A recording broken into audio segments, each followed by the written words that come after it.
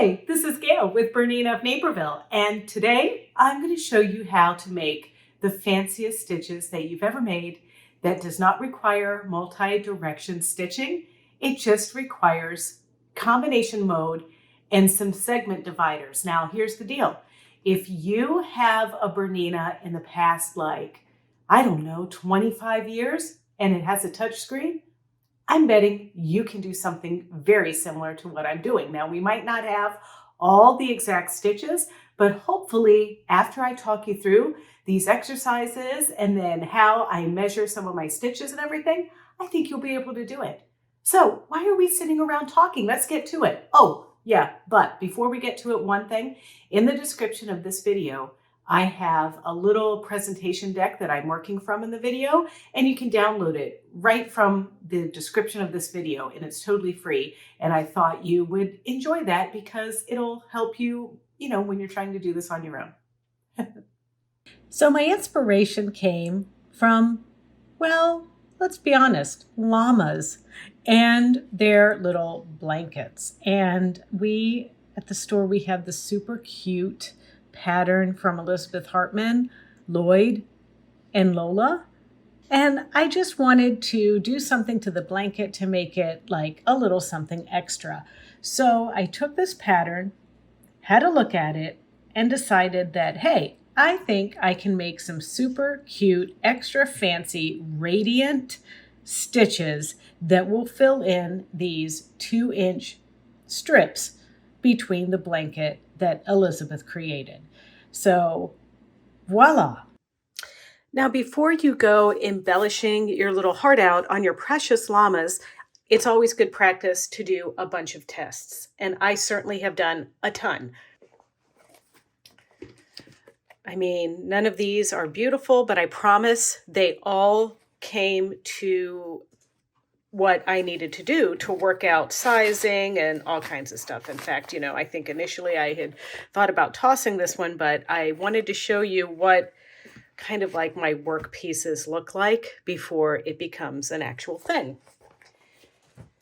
So we've figured out mathematically all of the stuff that we need, and on paper it looks really good, but it's really important to practice doing something super simple. So we are going to do a blanket stitch and straight stitch combination, just so we can get the gist of when we need to pivot, when we need to rotate, when we need to do all kinds of stuff. And there's just some simple stuff in this one that I showed you how to do. So let's stitch this one out first. So the prep is important. This is just some leftover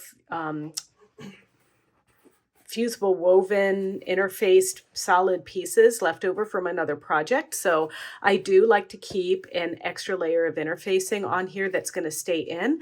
This is going to protect your work from getting little threads that might show up when you have a light color fabric like this.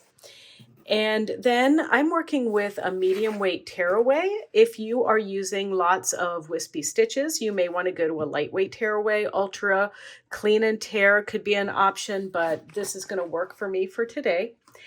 And if you look at this piece, I have used my Slimline water-soluble marking pen to make these lines. And I started by just a super straight line at the top of my work. And then I have these channels that I've drawn that are 2 inches apart. Now you might ask, why did you do them 2 inches apart? Well, that is because our little llama piece, these strips right here, are all 2 inches apart. And I want to make sure that what we're designing is going to fit within that area.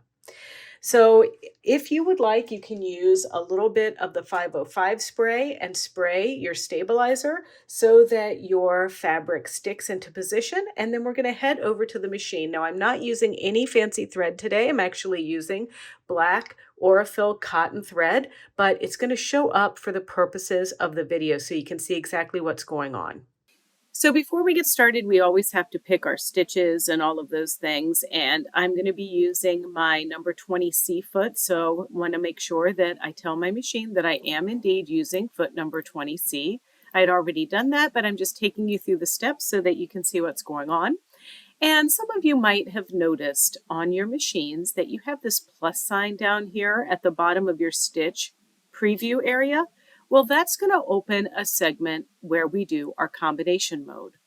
And combi stitches are as simple as you want to make them. For instance, I could take a straight stitch and this rampart stitch and a straight stitch, and there I have a combination stitch. Now to delete, I can go into my little I button and just delete, delete, delete, like that. Another thing that I can do is if I take a stitch and string it together, like let's say I take this straight stitch, then I take this stitch, right? I can touch a stitch that I may or may not want to edit, and I can move the needle position to the side or wherever so that everything will line up nicely. And in this case, I'm going to move the needle position on both. And now I've sort of created a totally different stitch.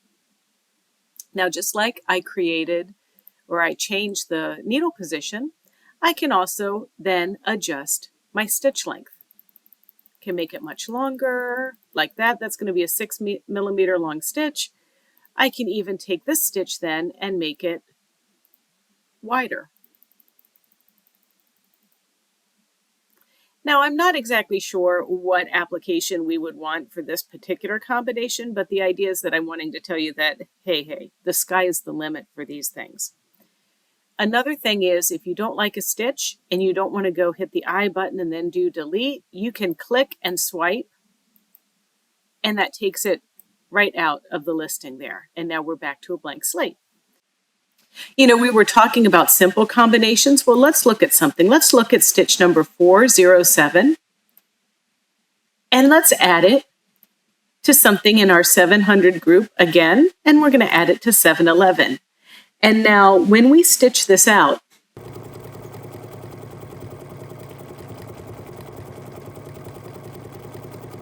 it's going to just stitch this bobble the star, the bobble the star, the bobble the star until we're pretty much finished with the length of our fabric. If we stop the bobble and the star somewhere in the middle of a bobble or whatever, on some of our machines, we're going to get a little ghost icon that looks like pattern begin showing up here. And I'll show you what that looks like. Just like this. So sometimes when you stop, you come to the edge of your fabric or whatever, you're going to come to the edge of your fabric, but then when you start a new row and you want it to be precise and you want to start at the same spot, row after row after row, you're going to press this pattern begin button, and that's going to carry your needle to start at the beginning of the pattern repetition. And we're going to be seeing this a lot in this application.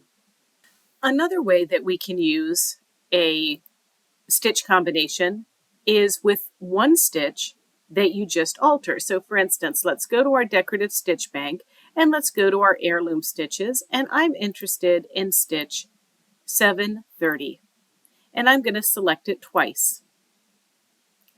Notice in our little listing here that shows up where our stitches are that I have two, and one is highlighted or blue. That is going to be the active stitch. So I'm going to select my I button, and now I want to mirror it. And now what I have is instead of those little eyeballs looking at me like before, if I mirror the second one, I look like I have loop-de-loops. And then a fun way to just delete everything, because, I'm not going to use this one. I'm going to delete, I'm going to select all, and then hit the trash can. And now that deletes that whole combination, and I can start again. All right, so let's take a moment to talk about the nitty-gritty that we're getting into here, and that is using pattern subdividers. This is what's going to allow us to have our perpendicular stitches. So pattern subdividers allow one to create patterns and then repeat program patterns. So subdivider number one is where the combination can be split up as you want by placing a subdivider in between stitches.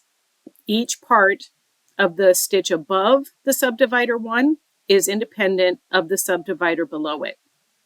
And this is important, like maybe if you were doing a lot of different combinations, like you had several that were asterisk and a bobble, or a star and a bobble, star and a bobble, star and a bobble, and you kind of mentally counted how many of those you were stitching in your head, then you had another combination that you wanted to skip to, then you could just jump down by manually pressing the next piece in line and then start from there.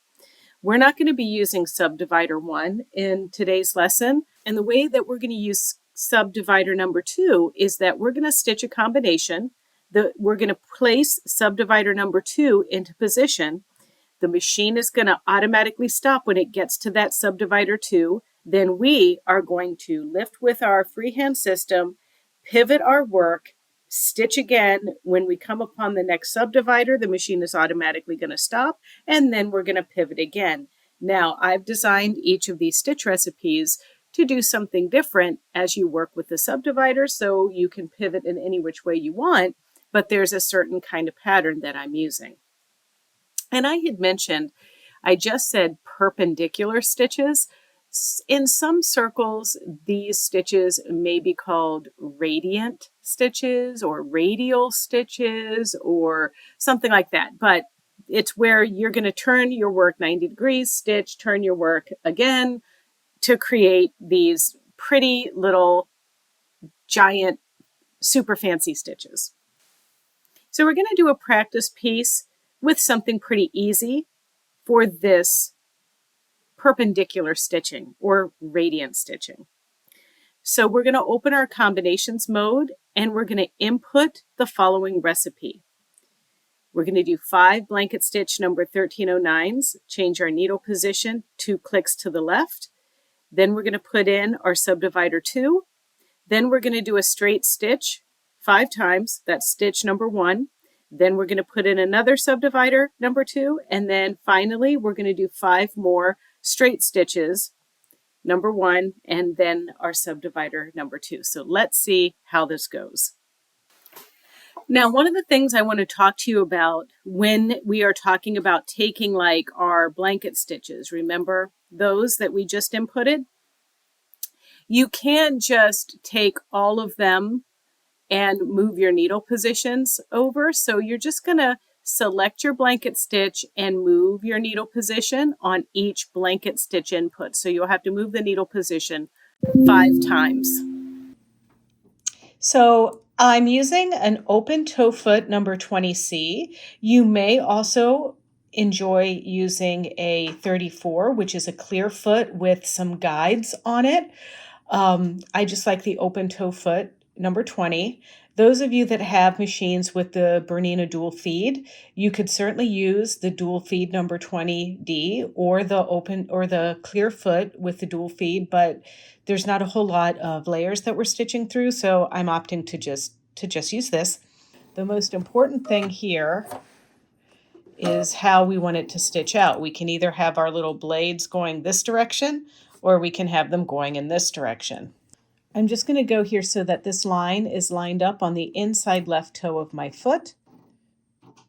And on my 20 foot, you can see that there's a little notch right there. So that's kind of where I can tell where my needle's going to be. And so the one thing that some of you are going to be a little bit timid about is just putting the pedal to the metal.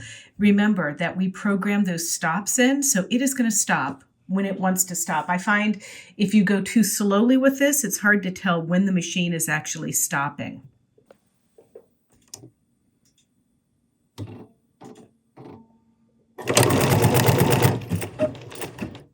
Okay, it's come to a complete stop. So I'm going to lift with my freehand system and pivot 90 degrees. And now we're going to push down firmly on the foot control. And now it stops again. I'm going to stop, pivot back the other direction, and so right on top of that line that I just stitched. And now it landed right in that hole. I'm going to lift with my knee lever and pivot again. And notice that that blue line is right up to the inside of the left toe of the foot again. And now I'm going to just stitch. And I just continue this process again and again until I get down the whole length of this blue piece.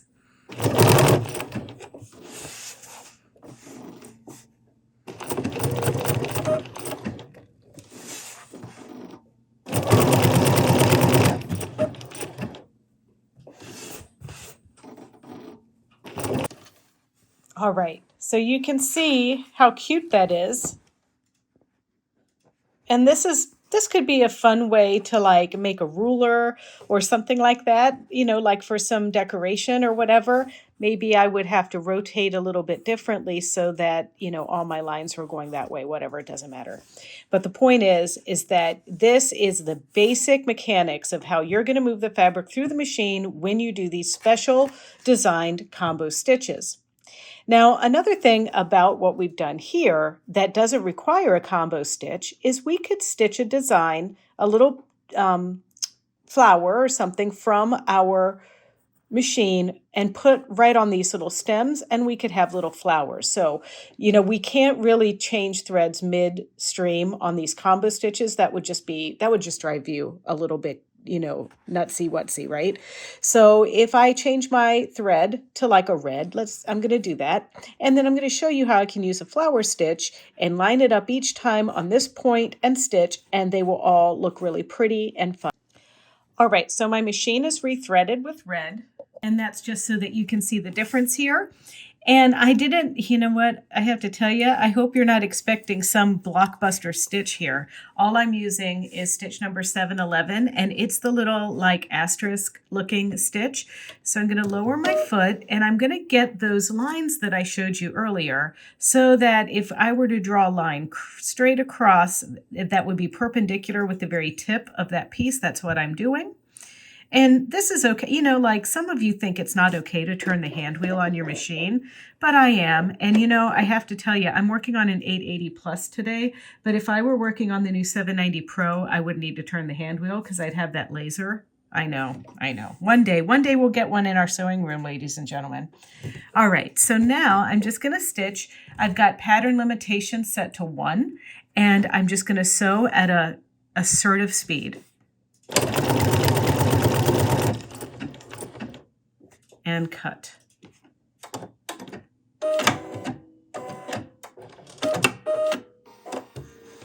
And see that? Let's repeat.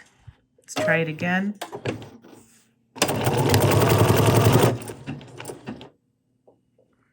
I could heel tap to bring it over in this direction and just cut my little jump stitches later.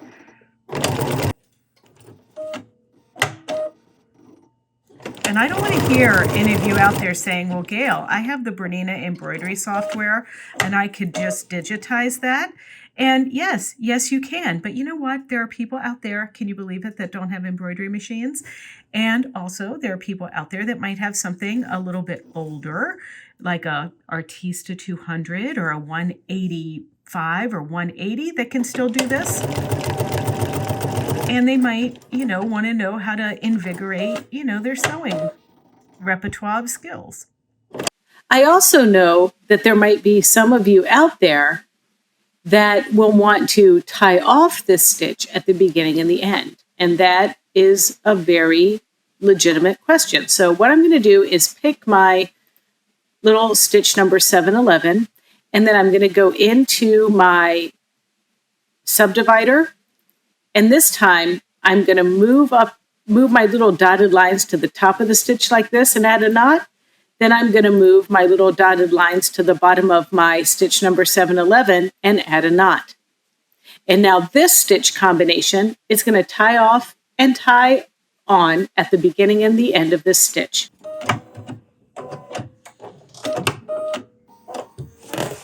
Well, that is a beautiful garden. It looks so much nicer than the one I have at home. I mean, here at the apartment, I think my plants are like literally jumping out of their pots. I'm just really bad at remembering to water them, to talk to them, to do whatever. I don't know. I mean, vodka is a liquid, right? I've been watering them with vodka. Do you think that could have something to do with it? I don't know.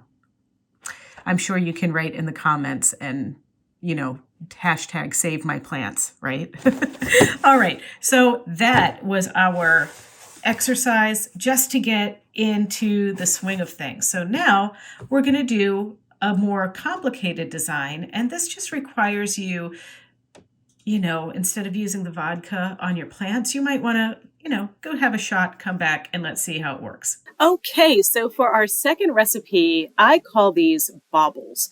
And to create these bobbles or this perpendicular stitching or radiant style stitching or whatever you want to call it, we need to keep certain measurements in mind. So for instance, our little bobble is going to be a certain length. Now, the modern Bernina machines, when we're working with decorative stitches, they don't count the length of the distance between stitches as the stitch length. They're counting the length of the pattern. So, for instance, a bobble by default, stitch number 407, is actually 15.7 millimeters. But I altered it to 11.4 just because that was the size that I thought went better with the altered stitch width, which I changed from 9 millimeters to 7 millimeters. So the straight stitch by default is 2.5 millimeters. So what we need to create is a straight stitch that's the length of the bobble. So when we are mathematically figuring out, that we're going to stitch 5 little straight stitches, then have a bobble, then turn around 180 degrees and stitch our bobble, we want everything to do the exact amount of stitches from point A to point B so that it lands on just the right spot when we go to pivot our horizontal or whatever stitch there to connect the bobbles. Okay, so with that in mind, we need to take our 11.4 millimeter length of our bobble and break it down into how many straight stitches is going to equate 11.4 millimeters. So 4 times 2.5 is 10 millimeters. And if we add an additional 1.4 millimeters, which is necessary to equate the length of the bobble, that means we're going to program an additional straight stitch that equals 1.4. So there'll be 5 straight stitches programmed, but we're going to do 4 at 2.5. Then we're going to put a 5th one in there and alter that length to 1.4. And that will give us the length of our bobble. So let's have a look. So there's a bobble on the left, and then in the middle is our straight stitch at 2.5. And so in this configuration, we have the 4 straight stitches programmed in, and then we have that additional stitch length that is just a little bit shorter than the default programmed stitch. Okay, so now we're going to actually do this on our machine. Now, I'm working on a simulator, and just fair warning, our simulator stitches sometimes can't be tweaked like the stitches on our sewing machine. So bear with me here. So remember, open combi mode by touching the plus sign, and you close combi mode by touching the plus sign. So for our first round, or our first little stitch, we're just going to program in 5 straight stitches. Then we're going to open up our I button and add a subdivider 2, which is this one. Then we want to make the little stick that goes under the bobble, and that's made up of 4 stitches. So we're going to say 1, 2, 3, 4 straight stitches. Now we want to program in the stitches that are going to go under the bobble. And remember, we needed 1, 2, 3, 4, and then an extra stitch that is adjusted to 1.4. There we go. Okay. Now we can add another subdivider, number 2. So now we're going to go to our bobble, which is stitch number 407. We're going to make those width adjustments. This is my personal choice. You can adjust this to whatever you want. And then I'm going to also touch this, and I'm going to look over here on my 15.7. Ooh, maybe I should turn my highlighter back on here for you. I'm going to look over here where it says 15.7, and as I adjust, I want that to say 11.4.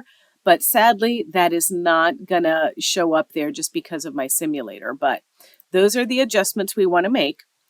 And then I'm going to go back to our straight stitch and just do 1, 2, 3, 4 under the bobble, because that is going to equate the length that we programmed above that last segment divider. And then finally, we need to do the segment divider one more time. And now we're ready to stitch this out.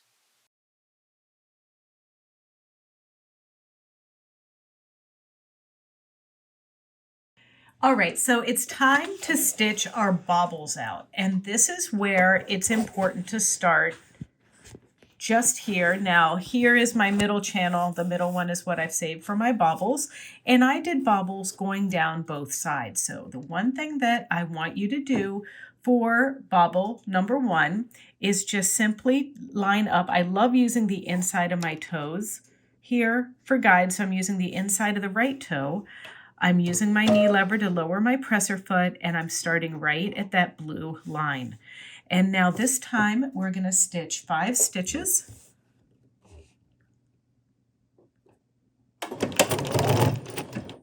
And then I'm going to stop.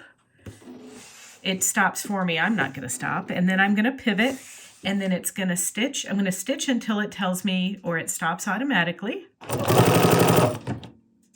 And it stops. So now I'm going to pivot and come back down again. Stitch on that line. And now it ends, and I'm going to pivot again. And I'm just going to repeat this process until we get down this right side of this middle column.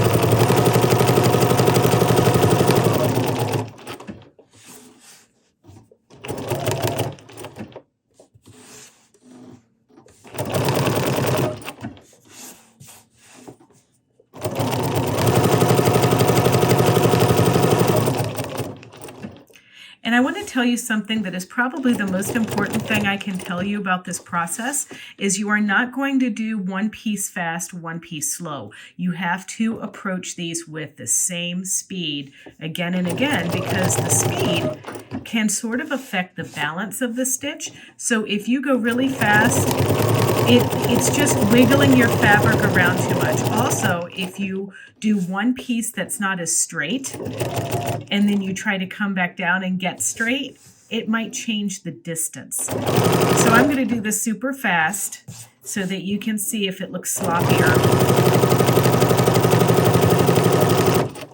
And see, this is hard to tell, but by going really fast, my little piece, my needle, didn't land in the exact hole that like the other pieces did. So I have to kind of zhuzh this a little bit to make my next piece. So let's look at this in this super up close view here. I'm applying the same pressure now. And making an effort to really be as straight as possible. And now look, that needle is right in that same hole. And you have to just be patient, and you cannot be hasty doing this.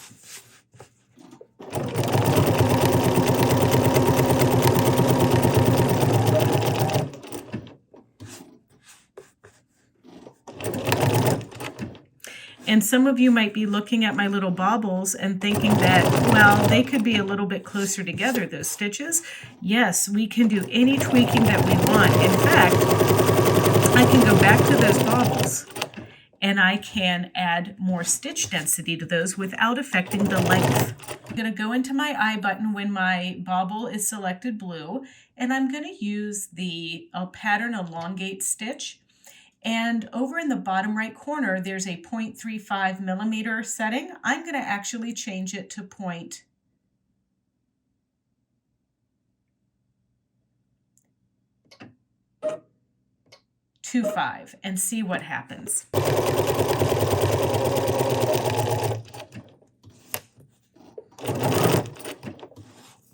Okay, so now adjusting that stitch density kind of does a little bit of work on your psyche, because it goes so close together that you want to kind of push it through. And if you try to push it through, you're going to be affecting where that needle lands when you're done. So you have to be really careful now, because that was so perfect before. But now, you know, we have the hesitation where we don't want it to jam or whatever. So you just have to trust the machine and trust the process. So you can look, that's where I had a real mess right there. But I also, when I made my llama, I also kind of hid this little stitching in my seam allowance. It's all about a little bit of tricks, ladies and gentlemen, that you can do to make this look perfect, but that's how this works. And when you did the stitching here, if you found it started getting off, that's where you could tweak it just a little bit. You know, for me, honestly, I think I could take one of my stitches and shorten the length by like 1 millimeter or a 1/2 millimeter, and I think that might fix that. So all I need to do is go to one of my last straight stitches on this combination and change the length from 2.5 to 2. Okay, so now if you want to do something super fun, we can always go back up the other way and now do this again. So I'm going to line this up, or you might prefer to line it up here so that we're starting them at the exact same spot each time, just like we did before. Or I might line this up, pull it apart a little bit because I kind of want this in the seam allowance. So I'm going to line this one right up on the line. There we go. And then we pivot. Ooh, it's going to touch. That one's a little close together.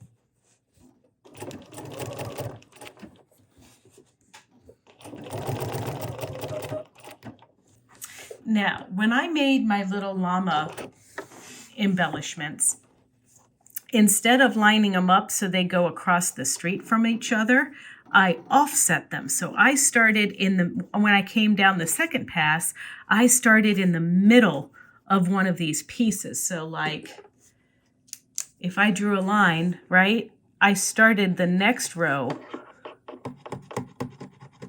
right there. So like it would start, if I drew a straight line across here like that, right? So I started like right there. And then what that does is it meets right there in the middle, and it gives me a very cool looking look.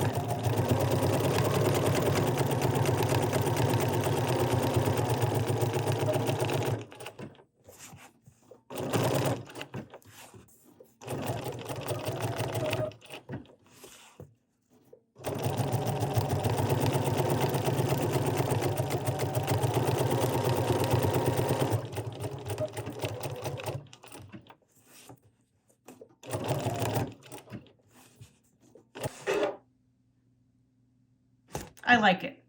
So now this was easy, medium.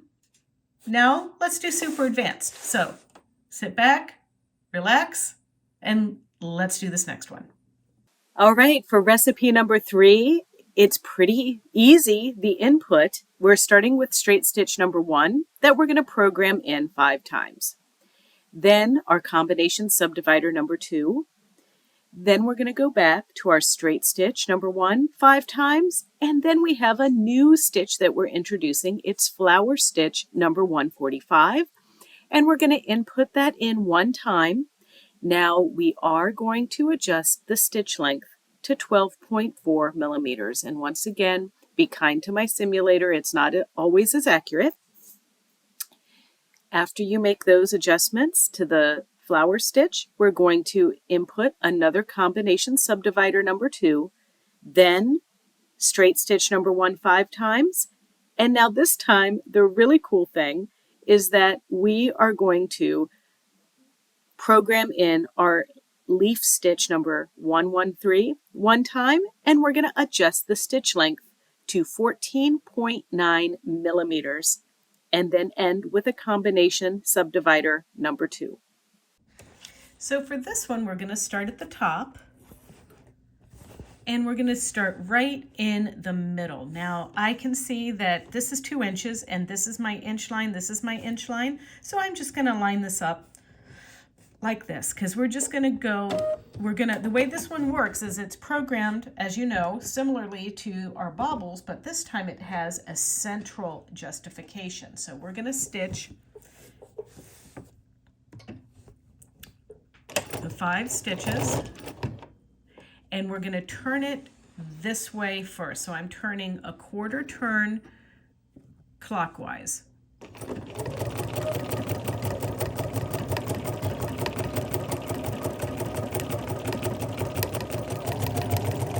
And I'm going much slower than normal.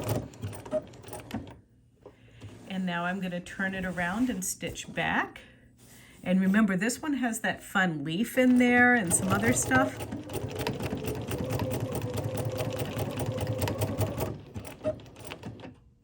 Look at that.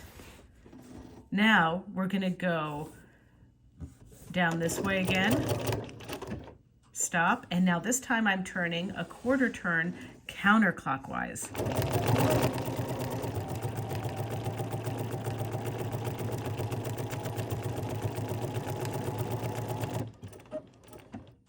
And now we turn it and come back down this way.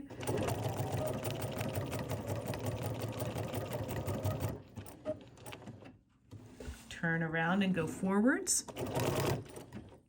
Turn again.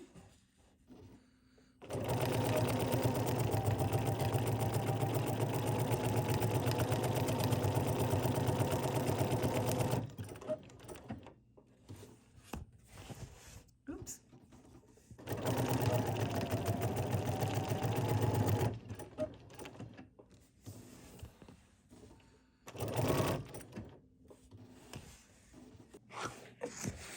And there they are.